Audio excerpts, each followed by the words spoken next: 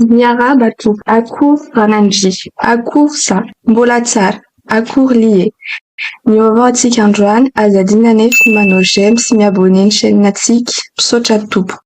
Mbola tsara sika jiaby, akory lié, akory ranandria, akory sa, mbola tsara. Salama tompoko, iroso amin'ny fakafaka politika avy hatrany ary sika. Tsinona akory fa ny momba ity premier ministre vaovao ao amin'ny lapan'ny majorité dia Andriamatoa Heritsalama Rajaonarively izany. Izy tokoa mantsy no nanankiana ny kolonely Randrianirina Mikaela ho mpanjakana ny fanalahidin'ny fananganana io gouvernemanta vao mijoro io. Izy dia olona vaovao tokoa amin'ny vahoaka malagasy. Raha maro kosa no efa nalala azy teo anivon'ny tolo-fikirakirana vola na ny banky izany. Izy moa dia nanana andraikitra ambony tao amin'ny banky BNI fa izany. Ny fomba nisafidianana azy manokana atao prime ministre aloha dia tsy fantatsika olona tsotra fa inoana fa ady hevitra be sy nakana safidy tamin'ny ambaratonga kely samihafa misy eto Madagasikara matoa izy no anarana ny voaka farany tao amin'ny conclave. Ny solomavam-bahoaka moa no nanolotra azy tamin'ny mpitondra fanakana vaovao. Tsy ela akory tao aorianany nanendena azy anefa dia efa nivoaka tety sy teroa tamin'ny tambazotra sosialy fa niosina sy mamofofona Mamoravatomanga sy Andro Rajoelina ny tenany. Maro tokoa ny sary ny paritaka momba izany ary voalaza ombenombeny fa olona kaiky tokoa an'Andriamatoa Ravatomananga izy. Tsy vitan'izany fa tao anatin'ireny afiera vola voahodikodina taon'ny KNAPSA ireny dia voatonontonona tao ny anarany. Izy sy ny minisitry ny fananantany teo aloha ihany koa dia nanana fifandraisana kaiky tokoa Andriamatoa Naina Andriatsitohaina izay anisan'ny olona tao andapa tamin'ny andro fitondrana Rajoelina. Ity prime ministre vaovao ity ihany koa araka ny fantatra tamin'ny famoahana lahatsoratra tao amin'ny gazety Midi Madagasikara sy ny gazety de la Grande Île ary mbola namafisy ny loharam-baovaon'ny gazety Jeune Afrique fa mpikambana ao amin'ny franc-maçon malagasy ity prime ministre vaovao ity toa an'Andriamatoa Mamoravatomanga ihany koa. Nivoaka ny volana Jolay 2024 moa io lahatsoratra io tao amin'ny Jeune Afrique io. Isika ato amin'ny Dag News TV dia tsy hiditra lalina ny amin'izay fa kosa milaza ny vaovao mba ho hain'ny vahoaka malagasy hita Mandray resaka tompoko fa mambadika Andriamatoa Mamoravatomanga marina sa tsy marina mahakasika an'izay sy ny fitondrasana ao amin'ny fitondrana teo aloha. Eny tompoko. Le izy efa napetraka tamin'ny kabary nataon'ny filoham-panjakana izay le hoe famerenana tany Tandalana. Tany Tandalana zany ny lalàna dia miatra amin'ny rehetrarehetra. Ka nareo moa manontany olona manokana ohatra malaza be izy io dia valipo mahitsy fa na iza ny anarany da veriko le teneninao teo nara Vantomanga nara Koto nara be rehefa tsy manaraka ny lalàna sy ny fepetra fitantanana dia tsy maintsy ho enjehan'ny lalàna.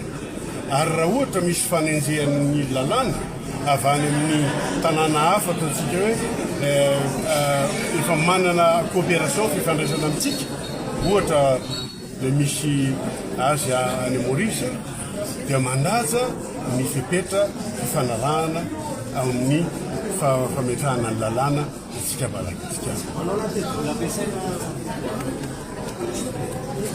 Ihany koa nefa iny fanapahan-kevitra noraisiny nanetsiketsika iny dia ny fanesorana avy hatrany tsy nisy atakandro ny maha-malagasy mifoloha teo aloha Andry Rajoelina. Rofo izany fa olona tsy sary-bakoly akory izy ity fa sahy ary vonona hitondra fanovana. Ho hita eo ihany anefa ny tena fanovana entiny sy ity gouvernemanta vaovao be ity. Fa manasa antsika kosa hiaino ny fanamaran'Andriamatoa Gérard Andrialémy Rovason tale jeneraly teo aloha ny fiadidinan'ny Repoblika tamin'ny taona 7 ka hatramin'ny taona 2020 fony andron'ny amiral Dider Tsiraka. Aminy dia sadasada ity prime ministre vaovao ity araoane Tutisana koa ny voany ambola misy sy milamina loatra ny anakay eo amin'ny gouvernemanta dia ny anakay eo amin'ny assemblée nationale. Izay anakoa zay zany ny atahoana mihitsy apisany stabilité politique asika matoato fa indrindra be dia be ny pikika hoe analan'ny premier ministre io.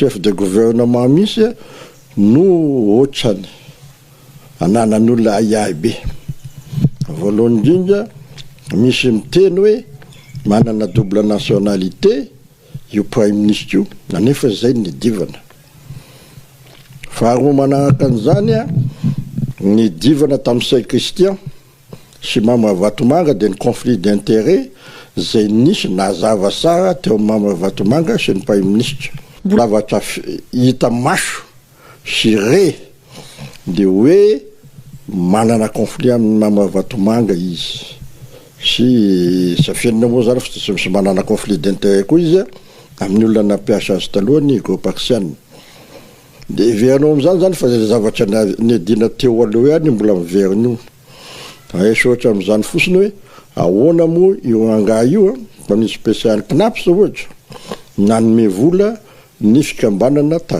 tarihiny vadina Vatomanga. Mbola Eritsalama Rajaonarivelo tamin'ny maha-PCA ny banky BNI azy ihany koa no nahafahany Mama Vatomanga nandefa tany amin'ny banky tao Maurice anondreny volabe antapitrisany dolara gezay ny fanjakana maorisiana amin'izao ireny hoy Gérard Andrelemiro Vasson. Ahoana moa tamin'ny PCA ny BNI afaka nanao virement vola izy.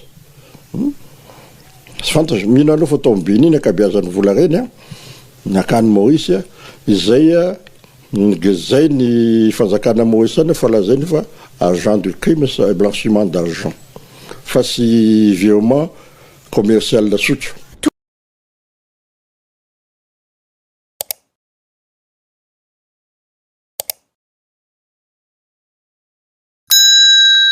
Votre défi, qu'est-ce qui vous empêche de dormir la nuit? Qu'est-ce qui m'empêche de dormir la nuit?